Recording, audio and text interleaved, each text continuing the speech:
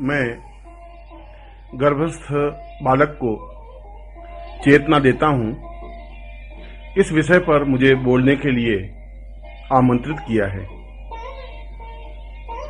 और यह विषय मानव जाति के लिए अत्यधिक महत्वपूर्ण और जरूरी है, अत्यधिक आवश्यक और अनिवार्य है। अनिवार्य इसलिए कि ब्रह्मांड का केंद्र बिंदु मनुष्य है। यदि हम मनुष्य के अस्तित्व को नकार दें, यदि मनुष्य को इस ब्रह्मांड से निकाल दें, तो पीछे कुछ भी नहीं बचेगा। इसलिए सारा ज्ञान और विज्ञान केवल एक ही केंद्र बिंदु पर आधारित है। एक ही चिंतन, एक ही विचार, एक ही धारणा, एक ही ध्यान और एक ही तथ्य पर अपने को अग्रसर कर रहा है कि किस प्रकार से मनुष्य को पूर्ण सुखी, पूर्ण सफल, पूर्ण सभ्य और पूर्ण उन्नत बनाया जाए। और उसको उन्नत बनाने के लिए, उसको पूर्ण सभ्य बनाने के लिए, उसको चेतना देने के लिए इन सब तथ्यों और तत्वों की आवश्यकता पड़ी है। इन तत्वों में धर्म है, इन तत्वों में विज्ञान है, ज्ञान है, शास्त्र है, क्रिया है, समाधि है, ध्यान है, धारणा है और अन्य जितने भी क्रियाकलाप हैं, उन सब क्रियाकलापों का निष्कर्ष एक ही है कि हम मनुष्य को ज्यादा से ज्यादा योग्य, ज्यादा से ज्यादा सफल, ज्यादा से ज्यादा उन्नत बनाएं। आज विज्ञान यदि वायुयान बनाता है, तो वायुयान बनाने के पीछे उसका मकसद और मंतव्य इतना ही है कि मनुष्य एक स्थान से दूसरे स्थान पर जल्दी जा सके। यदि उसने टेलीफोन बनाया है, तो उसका पीछे मंतव्य उसका इतना ही है कि मनुष्य अपने आप को ज्यादा सुखी बना सके। यह सारा विज्ञान की प्रगति केवल एक ही केंद्र बिंदु पर आधारित है कि मनुष्य ज्यादा सुखी हो। मनुष्य ज्यादा सुखी बाह्य रूप से भी होना चाहता है, मनुष्य ज्यादा सुखी आंतरिक रूप से भी होना चाहता है। बाह्य रूप से ज्यादा सुखी होने के लिए उसे विज्ञान के उपकरणों की आवश्यकता पड़ती है, परंतु आंतरिक रूप से सुखी होने के लिए विज्ञान कोई मदद, कोई सहायता नहीं करता। विज्ञान को अगर उन्नति करनी है तो वह केवल उसके बाह्य रूप को सुखी और सफल बना सकता है। एक स्थान से दूसरे स्थान पर जाने के लिए, बातचीत करने के लिए, सुखी और सफलता देने के लिए विज्ञान आवश्यक है, मगर वह उसका बाहरी क्रियाकलाप है, वह उसका बाहरी चिंतन है, वह उसको बाहर से सुखी और संतुष्ट और सफलता दे सकता है। मगर ये जरूरी नहीं है कि ये सब सुख और साधन होते हुए भी मनुष्य पूर्ण आनंद अनुभव कर सके। ये अनिवार्य नहीं है, ये आवश्यक नहीं है, क्योंकि मनुष्य सुख और आनंद अनुभव तभी कर सकता है जब वो आंतरिक रूप से भी सुखी और सफल हो। और आंतरिक रूप से सुखी होने के लिए यह आवश्यक है कि वह धर्म का आश्रय ले, यह आवश्यक है कि वह शास्त्र का आश्रय ले, यह आवश्यक है कि वह उन चिंतन, उन विचारों, उन धारणाओं को अपनाए जो हमारे पूर्वजों ने, हमारे ऋषियों ने हमें प्रदान की है। उसके लिए बाहरी क्रियाकलाप आवश्यक नहीं है, उसके लिए ज्यादा ताम झाम की जरूरत नहीं है। उसके लिए जरूरी है कि हम अंदर की ओर प्रवेश करें। उसके लिए जरूरी है कि हम अंदर अपने जितने भी द्वार हैं, अंदर जितने भी चक्र हैं, उन चक्रों को हम भेदन कर सकें। चाहे वह मणिपुर चक्र हो, चाहे अनाहत चक्र हो, चाहे आज्ञा चक्र हो, चाहे सहस्रार चक्र हो। जब तक हम आंतरिक रूप से समाधि के माध्यम से अंदर नहीं पहुंच सकेंगे और अंदर जाकर के उस समस्त देहों को पार नहीं कर सकेंगे, तब तक हम जीवन में आनंद की अनुभूति नहीं कर सकते। और यदि मनुष्य के जीवन में आनंद नहीं है तो मनुष्य सुखी भी नहीं है। पलंग पर लेटा लेटा भी करवटें बदलता रहता है, चारों तरफ सुख सुविधाएं होते हुए भी बेचैन और परेशान बना रहता है, क्योंकि उसका मूल उद्देश्य, मूल धर्म, मूल चिंतन, मूल विचार इतना ही है कि वह सभी दृष्टियों से सफल हो, मगर सुखी हो, संतुष्ट हो। और ये संतुष्टि का भाव उसका आत्म केंद्रित भाव है, क्योंकि मनुष्य के बाहरी शरीर के अंदर और भी 6 शरीर हैं। इस प्रकार से इन 7 शरीरों का भेदन करने की क्रिया जीवन की एक अनुभूत क्रिया है। वह चाहे भूलोक हो, भूलोक हो, स्व, मह, जन, तप और सत्यम, ये समस्त लोक शरीर के अंदर के लोक है, शरीर के अंदर के द्वार हैं। इन एक द्वार से दूसरे द्वार, दूसरे से तीसरे, चौथे, पांचवें, छठे और सातवें द्वार पर पहुंचने की क्रिया को अध्यात्म कहते हैं। यह विज्ञान हमें नहीं बता सकता। विज्ञान के ग्रंथों में इसका कोई उत्तर नहीं है। विज्ञान के पास इसका हल नहीं है। विज्ञान मनुष्य को संतुष्टि नहीं प्रदान कर सकता। विज्ञान मनुष्य को भूख नहीं दे सकता। विज्ञान मनुष्य को उन्नति नहीं दे सकता। विज्ञान मनुष्य को संतुष्टि नहीं दे सकता और विज्ञान मनुष्य को आत्म तृप्ति भी नहीं दे सकता। विज्ञान की लिमिट है, एक सीमा है। वह बाहरी जीवन के चिंतन को तो दे सकता है, आंतरिक जीवन के आनंद को वह प्रदान नहीं कर सकता। और आंतरिक जीवन के आनंद को प्रदान करने की क्रिया को ध्यान कहते हैं, साधना कहते हैं, समाधि कहते हैं। इस ध्यान, इस समाधि और इस साधना को जीवन का आवश्यक तत्व और अनिवार्य तत्व माना गया है। परंतु प्रश्न तो यह है कि क्या यह सभी मनुष्य को सिखाई जा सकती है? क्या इनमें मनुष्य को पारंगत किया जा सकता है? क्या ये सब ज्ञान देने से मनुष्य ज्यादा सुखी और सफल और संतुष्ट और तृप्त हो सकता है? मेरा उत्तर है कि यह पूर्णता प्रदान नहीं कर सकता। केवल शिक्षा देने से और उसको शास्त्र चर्चा करने से मनुष्य के हृदय में उन सातों द्वारों को प्राप्त नहीं कर सकता। वह तो एक प्रयत्न है, वह एक प्रयास है। उस प्रयास में वह ध्यान के माध्यम से, समाधि के माध्यम से अंदर उतरने की क्रिया करता है और वह बाहरी शरीर से अंदर, इस भूलोक से अंदर भूलोक तक पहुंचता है, स्वलोक तक भी पहुंचता है। गायत्री के मूल बिंदु को, मूल बीज को, जहां भूर्भुवः स्वः कहा गया है, वह मूल बिंदु व मूल बीज केवल सातों द्वारों को स्पष्ट करने की क्रिया है।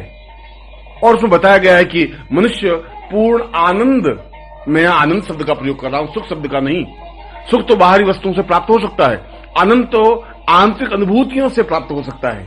और आंतरिक अनुभूतियां जब हम सातवें द्वार तक पहुंचते हैं तब प्राप्त हो सकता है।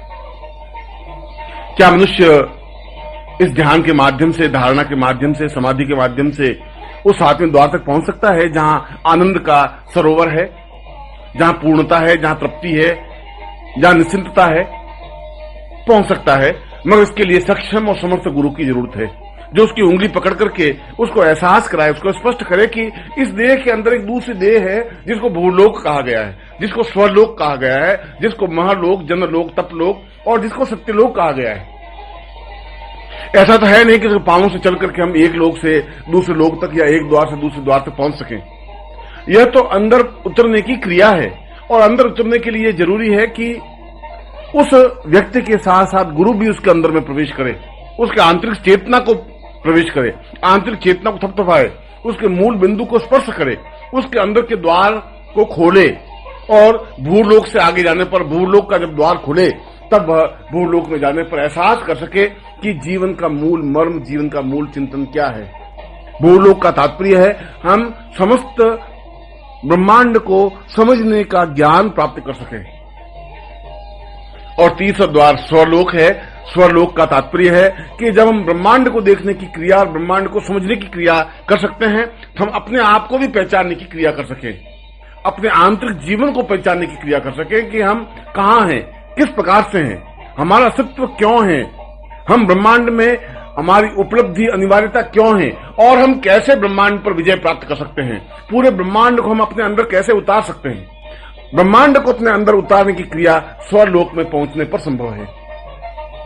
और जब व्यक्ति स्वरलोक तक पहुंच जाता है तब उसका आगे का द्वार महलोक है। और महलोक का तात्पर्य उस ब्रह्मांड के होने वाले कार्यों में, उस ब्रह्मांड में होने वाली हलचल को अपने इंगित से, अपने इशारे से, अपने संकेत से उसमें व्याघात उत्पन्न कर सके, जैसा चाहे उस प्रकार से उन क्रियाओं को कर सके। यदि कोई घटना घट रही है तो उसको अनुकूल और प्रतिकूल बनाया जा सके। यहां बैठे हुए भी इस विश्व में नहीं, पूरे ब्रह्मांड में यदि कोई घटना घटित हो रही है तो वह साक्षी बन सके। यह साक्षी बनने की क्रिया, चाहे वह चंद्रलोक हो, चाहे सूर्यलोक हो, चाहे वरुण लोक हो, चाहे यक्ष लोक हो, कुबेर लोक हो, कोई भी लोक हो, उसमें स्वयं प्रवेश कर सके, जा सके, अपने आप को साक्षीभूत बना सके वहां के दृश्य को देख सके और यदि वहां कोई घटना घटित हो रही हो तो उसको अनुकूल और प्रतिकूल बना सके, यह महलोक है। और महलोक के आगे एक और लोक है, एक और द्वार है जिसको जनलोक कहा गया है। और जन का तात्पर्य है अखंड आनंद की अनुभूतियों को प्राप्त करने की क्रिया। अखंड आनंद का तात्पर्य है कि उसकी देह भले ही बाहर है मगर अपनी इस देह से भी और सूक्ष्म देह धारण कर सके और सूक्ष्म देह के माध्यम से वह समस्त ब्रह्मांड में विचरण कर सके, इस सूक्ष्म देह के माध्यम से दूसरे स्थान पर जा सके। जन का तात्पर्य है अपने शरीर को सूक्ष्म करके वापस उसी शरीर को प्राप्त कर देने की क्रिया। मैं जितना लंबा चौड़ा मेरा व्यक्तित्व है, शरीर है, मैं इसको बिल्कुल एक छोटा मच्छर के आकार का इस शरीर को बना करके किसी ब्रह्मांड के किसी कोने में किसी स्थान पर जा सकूं, चाहे वह बर्फ का प्रदेश हो, चाहे उष्णता का प्रदेश हो, चाहे सूर्यलोक हो, चाहे चंद्रलोक हो और चाहे किसी प्रकार का लोक हो, और वहां जाकर के वापस अपने मूल स्वरूप में आ सकूं। यदि मैं 6.5 फीट का हूं तो 6.5 फीट वापस बन सकूं। यह बन सकने की क्रिया जनलोक है। और यह उस जनलोक की क्रिया में पहुंचने पर, उस द्वार को खोलने पर ऐसी क्रिया संभव हो सकती है। बाहरी लोक से विचरण करने पर ऐसा संभव नहीं है। उसके लिए जरूरी है कि आप जनलोक तक पहुंच सकें। और उसके बाद में एक और लोक बनता है, इसको तप लोक कहा गया है। एक और द्वार है, एक और शरीर है। इस शरीर के अंदर का एक तप, उस तप द्वार पर या उस तप लोक में या उस तप देह में अपने आप को हजार हजार रूपों में विभूतिकरण करने की क्रिया है। आप एक शरीर हैं, आप अपने साथ 20 शरीर ठीक उसी आकार के बना सकते हैं। यदि मैं एक हूं तो मैं 20 शरीर बना सकूं, 50 बना सकूं, 100 बना सकूं, और एक ही जैसे रूप, रंग, आकार, विचार, धारणा और चिंतन और सोचना और विचारने की क्रिया के साथ में। और यदि मैं 100 शरीर बना सकता हूं तो एक शरीर से यहां बैठा बैठा बात कर सकता हूं, तो दूसरे शरीर से मैं यहां से 1000 मील दूर बैठा हुआ भी उसी क्षण बात भी कर सकता हूं। तीसरे शरीर से मैं सिद्धासन प्रवेश भी कर सकता हूं। चौथे शरीर से मैं सूर्य लोक में प्रवचन भी कर सकता हूं। 5वें लोक से मैं और क्रिया कर सकता हूं। मनुष्य एक शरीर से जितने शरीर बना लेने की क्रिया बने, एक शरीर को रखते हुए और भी सैकड़ों शरीर बना सके, उसी आकार के, उसी चिंतन से, बुद्धि और भावना के उसी अनुरूप में, उसी अनुपात में, यह तप लोक है, यह तप द्वार है, यह तप जीवन है, यह तप देह है। और यह छठे द्वार तक पहुंचने की क्रिया जब साधक प्राप्त कर लेता है तब अंतिम द्वार तक पहुंचता है, और वह अंतिम द्वार है सत्यम लोक, जो कि इस शरीर के अंदर 7वां द्वार है, 7वां लोक है, 7वां शरीर है। हम केवल ऊपरी शरीर को ही देख सकते हैं, आंख, नाक, कान, हाथ, पांव, मगर इसके नीचे दूसरा जो शरीर है वह भी उसी प्रकार का हाथ, नाक, कान, पांव से युक्त है। फिर तीसरा, फिर चौथा, फिर 5वां, फिर 6ठा और 7वां जो सत्यम है वह अपने आप में पूर्ण ब्रह्मानंद है, पूर्ण अखंडानंद है, अपने आप में पूर्ण चैतन्यता युक्त है। और जिसको ईशावास्य उपनिषद में कहा है कि पूर्णमदः पूर्णमिदं पूर्णात् पूर्णमुदच्यते, यह पूर्णत्व प्राप्त कर देने की क्रिया केवल इस 7वें लोक पर पहुंचने पर ही संभव है, जहां पर किसी प्रकार का विकार नहीं है, जहां पर असीम सिद्धियां उसे प्राप्त है, जहां पर वह जिस प्रकार से भी चाहे ब्रह्मांड में विचरण कर सकता है, जिस प्रकार से भी चाहे हलचल पैदा कर सकता है, जिस प्रकार से भी चाहे अपने शरीर के हजार हजार रूप धारण कर सकता है, अपने आप को छोटा रूप बना सकता है, उस छोटे रूप को वापस पूर्ण रूप में बदल सकता है। और प्रत्येक घटना को वह चाहे इस विश्व में घटित हो रही हो और विश्व से अलावा जितने लोक हैं उन लोकों में घटित हो रही हो, वहां जा सके, उन्हें देख सके, अनुभव कर सके और उसमें हस्तक्षेप कर सके, उसको अनुभव कर सके।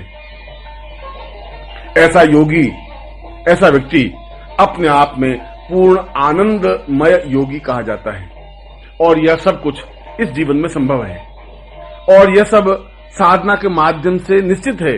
और यदि ऐसा जीवन प्राप्त हो जाता है फिर जीवन में और किसी प्रकार की न्यूनता रहती ही नहीं, क्योंकि उसको तो हजार हजार सिद्धियां प्राप्त होती हैं। वह चाहे करोड़ों रुपए, स्वर्ण, धन, वैभव, यश, सम्मान प्राप्त कर सकता है और वह कर सकता है आनंद की अनुभूतियां। वह विज्ञान में पूर्णता प्राप्त कर सकता है तो ज्ञान में भी पूर्णता प्राप्त कर सकता है। ज्ञान और विज्ञान दोनों उसके सामने हाथ बांधे हुए खड़े रहते हैं। वह केवल विज्ञान के माध्यम से ही नहीं, वह स्वयं विज्ञान में बन जाता है, और ज्ञान के माध्यम से नहीं, वह स्वयं ज्ञानवान बन जाता है। इसलिए उसको ज्ञान मंत्र कहा जाता है, इसलिए उसको विज्ञान मंत्र कहा जाता है, इसलिए विज्ञान और ज्ञान का पूर्ण चैतन्य स्वरूप कहा जाता है। जहां विज्ञान और ज्ञान पूर्ण रूप से एक दूसरे में समावेश हो जाते हैं, वह अखंड आनंद है, वह सत्यलोक है, वह सत्य द्वार है। मगर यह सब क्रिया अत्यंत जटिल, अत्यंत पेचीदी और अत्यंत श्रम साध्य है, क्योंकि यह यात्रा का स्थान नहीं है। यह तो अपने आप में बाहरी देह को भुला करके दूसरे देह में पहुंचने की क्रिया है, फिर दूसरे देह को भी निर्जीव करके तीसरे देह में पहुंचने की क्रिया है। यह साधक अपने आप में नहीं पहुंच सकता। इसके लिए यह जरूरी है कि उसके पास सक्षम और समर्थ गुरु हो। उसके लिए जरूरी है कि वह उस गुरु को पहचानता हो। इसके लिए जरूरी है कि उस शिष्य में पूर्ण आत्मसमर्पण हो, और इसके लिए इससे भी ज्यादा जरूरी है कि वह अपने आप को पूर्ण रूप से मिटा दे, अपने हस्ती को गुरु में लीन कर दे, उसका अस्तित्व तो नहीं रहे, अपने आप में चिंतन विचार कुछ नहीं रहे, वह अपने आप में गुरुमय बन जाए। और जब गुरुमय बन जाए तो गुरु स्वयं उसके साथ एक देह से दूसरे देह, दूसरे देह से तीसरे देह, और इस प्रकार से सातवें देह तक उसको पहुंचा देता है और वापिस देह में ले आता है। यह साधना की एक क्रिया है। यह गायत्री मंत्र का मूल स्वरूप है। गायत्री मंत्र केवल रटने की क्रिया नहीं है, गायत्री मंत्र को उच्चारण करने की क्रिया नहीं है। गायत्री को इसलिए मंत्रों में श्रेष्ठ मंत्र नहीं कहा गया कि उस मंत्र में कोई खासियत है, उस मंत्र में ऐसी कोई विशेषता नहीं है। उस मंत्र का 5 करोड़ मंत्र जाप करने से भी कुछ लाभ नहीं हो सकता, जपने से कुछ नहीं हो सकता, रटने से कुछ नहीं हो सकता, उच्चारण करने से कुछ नहीं हो सकता। उसका जो मूल अर्थ है उसको समझने से सब कुछ हो सकता है। और उसका मूल अर्थ यह है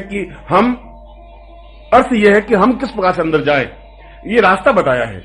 उसमें तत्सवितुर्वरेण्यम भर्गो देवस्य धीमहि धियो यो न प्रचोदयात् का मूल अर्थ और मूल चिंतन यह है कि यदि उसके बीच में बताया गया है कि शरीर के 7 द्वार हैं, और पहला द्वार, पहला देह अगर हमारा मानव शरीर है, और 7वां देह पूर्ण आनंद की अनुभूति है, पूर्ण अखंडानंद है, पूर्णानंद है, अपने आप में पूर्ण मदा पूर्ण मिदम है, तो इस देह से 7वें देह तक कैसे पहुंचे, ये कैसे पहुंचने की क्रिया तत्सवितुर्वरेण्यम भर्गो देवस्य धीमहि धियो यो न प्रचोदयात् में समझाई गई है। ये तो खैर आगे का विषय है, मगर इसको समझने के लिए भी गुरु की जरूरत है। वह गुरु जो खुद 7वें द्वार तक पहुंच चुका हो, वह गुरु जो अपने आप में पूर्ण सक्षम हो, वह गुरु जो प्रत्येक ब्रह्मांड के किसी लोक में पहुंचने की क्षमता रखता हो और दूसरों को भी ले जाने की क्रिया जानता हो, दूसरों को समझाने की क्रिया जानता हो। ऐसा गुरु यदि जीवन में मिल जाता है तो इससे बड़ा जीवन का सौभाग्य कुछ नहीं हो सकता। यह हमारा दुर्भाग्य हो सकता है कि ऐसा गुरु प्राप्त होने पर भी हम उसे नहीं पहचान सकें। यह हमारे जीवन की विडंबना हो सकती है कि ऐसा गुरु पास में खड़ा है और हम अपने ही माया मोह में और क्रियाकलाप में लिप्त रह सके। ऐसे हमारे जीवन का दुर्भाग्य हो सकता है कि ऐसा गुरु हमें सहज सुलभ हो जाए और हम उसको समझ ही नहीं सके, उसके आभा मंडल को पहचान नहीं सके, उसके जीवन के मर्म को समझ नहीं सके, और हम अपने आप को पूर्ण आत्मोत्सर्ग नहीं कर सके, समर्पण नहीं कर सके। और समर्पण नहीं कर सकते तो हम गुरु को भी प्राप्त नहीं कर सकते। गुरु पैसों से नहीं खरीदे जा सकते, गुरु सेवा से भी नहीं खरीदे जा सकते। गुरु तो अपने आप में न्योछावर कर देने की क्रिया से खरीदे जा सकते हैं, प्राप्त किए जा सकते हैं। यदि आप अपने अस्तित्व को मिटा देते हैं तो गुरु आपकी जगह अपने आप खड़ा हो जाता है। और जब गुरु खड़ा हो जाता है तो आप एक अत्यंत लघु रूप बनकर के उसके साथ इस देह से दूसरे, तीसरे, चौथे और 7वें देह तक पहुंच सकते हैं। और जहां 7वें देह पे पहुंच जाते हैं तब यह विज्ञान अपने आप में बहुत छोटा सा आपके सामने खड़ा हो जाता है। फिर आपको एक स्थान से दूसरे स्थान पर जाने के लिए वायुयान की जरूरत नहीं होती, फिर आपको एक जगह से दूसरी जगह बात करने के लिए किसी टेलीफोन या दूरसंचार की जरूरत नहीं पड़ती। तब आपको विज्ञान के किसी प्रकार के माध्यम की आवश्यकता, अनिवार्यता नहीं होती। फिर तो आप स्वयं सक्षम हैं, समर्थ हैं, फिर तो आप पूर्ण योग्य हैं, फिर तो आप कुछ भी और किसी प्रकार से करने में समर्थ है। ये कुछ भी और किसी प्रकार से करने की क्रिया को अपने आप में पूर्ण चैतन्यता कहा जाता है, इसको पूर्णता कहा जाता है, उसको पूर्ण मिदम कहा गया है। परंतु इससे भी ज्यादा महत्वपूर्ण क्रिया यह है कि यह सारा ज्ञान हम गर्भ में बालक को दे सकते हैं। यह अत्यंत आवश्यक है, यह अत्यंत अनुकूल है। जो ज्ञान हम बाहरी मनुष्य को पैदा होने के बाद, सक्षम होने के बाद, सयाना होने के बाद, समझदार होने के बाद जो ज्ञान हम 25 साल में दे सकते हैं वह केवल हम 5 महीने में उसको ज्ञान दे सकते हैं। 25 साल को 5 महीनों में परिवर्तित कर देने की क्रिया, या 25 साल में जो ज्ञान दिया जाता है वह केवल 5 दिन में दे सके, यह केवल गर्भ के माध्यम से ही संभव है। क्योंकि गर्भ में केवल बालक नहीं रहता, गर्भ में तो अपने आप में ब्रह्मांड का एक सक्षम व्यक्तित्व रहता है, ब्रह्मांड का एक जीव रहता है। गर्भ में जो बालक है उसका पूरे ब्रह्मांड से संबंध है, संपर्क है, साहचर्य है, और वह सुनने की क्रिया, वह समझने की क्रिया, वह आत्मसात करने की क्रिया बाहरी मनुष्य के पास केवल कान है, केवल बुद्धि है जिसके माध्यम से सुनता है, समझता है। मगर गर्भस्थ बालक के प्रत्येक रोम रोम कान बने हुए होते हैं। शरीर के करोड़ों जो छिद्र हैं, शरीर में जो करोड़ों रोम हैं, वे सभी कान हैं, वे सभी आप में बुद्धि है, वह सभी अपने आप में चेतना है, वह अपने आप में सक्षमता है, उनको समझने की क्रिया के माध्यम से। इसलिए बाहरी संसार हम केवल 2 कानों के माध्यम से सुना सकते हैं, और आंतरिक गर्भ को हम हजारों करोड़ों कानों के माध्यम से सुना सकते हैं। बाहरी शरीर को केवल एक बुद्धि के माध्यम से समझा सकते हैं, और अंदर के गर्भ के बालक को करोड़ों बुद्धि चेतना के माध्यम से समझा सकते हैं, क्योंकि वह व्यक्ति ज्यादा बुद्धिमान, ज्यादा सक्षम, ज्यादा समर्थ है। इसलिए समर्थ है कि बाहरी व्यक्तित्व या बाहरी व्यक्ति और पैदा हुआ बालक, पैदा होने के बाद बालक केवल मृत्यु लोक का एक सामान्य प्राणी बनकर के रह जाता है। उसका घेरा, उसके सोचने की शक्ति, उसकी आबद्ध होने की क्रिया एक छोटे से घेरे में आबद्ध बनकर के रह जाती है। वह ज्यादा नहीं सोच सकता, वह ज्यादा समझ भी नहीं सकता। इसलिए जब बालक गर्भ में होता है तो अत्यंत मुस्कुराता हुआ, खिलखिलाता हुआ बालक होता है। उसके चेहरे पर एक विशेष आभा मंडल होता है। यदि हम गर्भ में स्थित बालक के चित्र को खींचें, कैमरे के माध्यम से बालक के चित्र के बिंब को लें, तो हमें देखेंगे कि वह अपने आप में पूर्ण चैतन्य बालक है। ऐसा लगेगा कि उसके सिर के चारों ओर आभा मंडल है। ऐसा प्रतीत होगा कि उसके चेहरे पर एक अत्यंत सम्मोहक मुस्कुराहट है, क्योंकि वह ग्रहण करने की सामर्थ्य और शक्ति रखता है। इसलिए कि वह ब्रह्मांड का एक भाग है, इसलिए कि ब्रह्मांड के परिपार्श्व का एक बिंदु है, हेतु है, एक चिंतन है। मगर ज्यों ही वह उस ब्रह्मांड से कटता है, क्योंकि मां का गर्भ अपने आप में पूर्ण ब्रह्मांड है, और मां का गर्भ संसार का सबसे ज्यादा सुकोमल और सक्षम और सुरक्षित स्थान है। मैं मोटे तौर से अगर उदाहरण दूं तो जितना सुख और आराम हमारे ड्राइंग रूम में बैठने पर मिलता है, जितनी लचीली गद्दियां होती हैं, जितना लचीला सोफा होता है, जितने आरामदायक पर्दे होते हैं, जितना अच्छा कालीन बिछा होता है, उससे ज्यादा नर्म और गुदगुदी गद्दियां, सोफा, और उससे ज्यादा सुकोमल गलीचा मां के गर्भ में होता है। उससे ज्यादा आराम उसे वहां मिलता है। जो बाहरी सुरक्षा में है उससे ज्यादा सुरक्षा उसे मां के गर्भ में मिलती है। इसके 2 कारण हैं।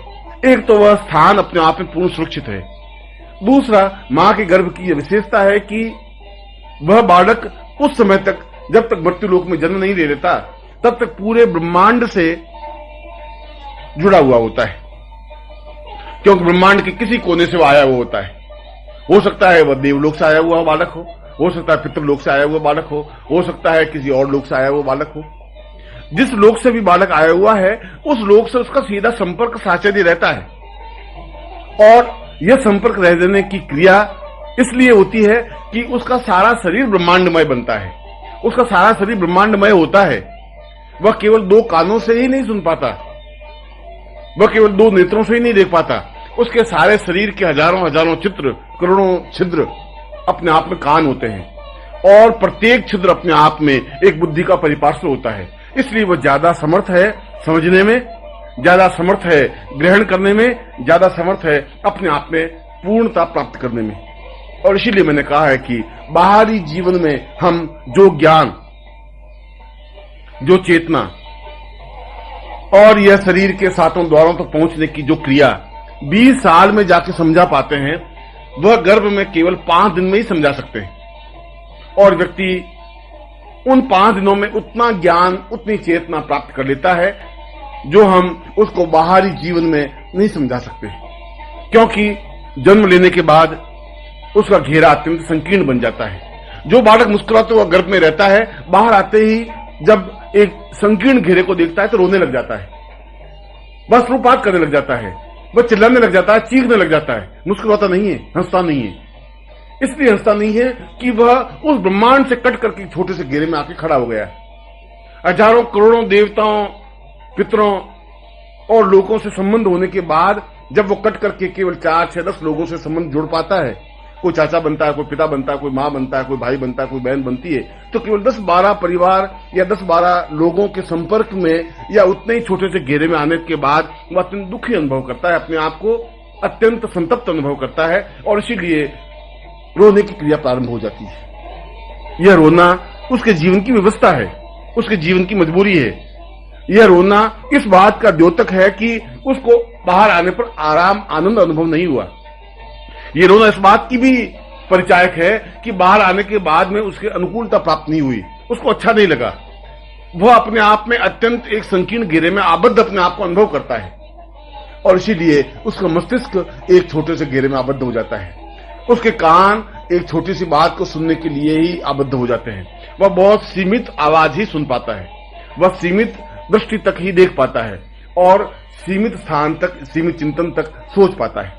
यह सोचने की क्रिया, ये देखने की क्रिया, ये सुनने की क्रिया उसके जीवन की न्यूनतम स्थिति बन जाती है और ये न्यूनतम स्थिति मनुष्य की स्थिति बनी होती है, क्योंकि ब्रह्मांड में केवल मृत्युलोक में केवल छोटा सा देश, छोटे देश में छोटा सा प्रांत, छोटे से प्रांत में छोटा सा शहर, छोटे शहर में एक छोटे से स्थान पर वह आबद्ध बनकर के रह जाता है। इसलिए मानव अपने आप में अपूर्ण, अज्ञानी और अधूरा कहा गया है। इसलिए गर्भस्थ बालक को पूर्ण चैतन्यमय कहा गया है और वह पूर्ण बालक, वह चैतन्यता उसके जीवन की परिपार्श्वता होती है, उसके जीवन की पूर्णता होती है, उसके जीवन की श्रेष्ठता होती है।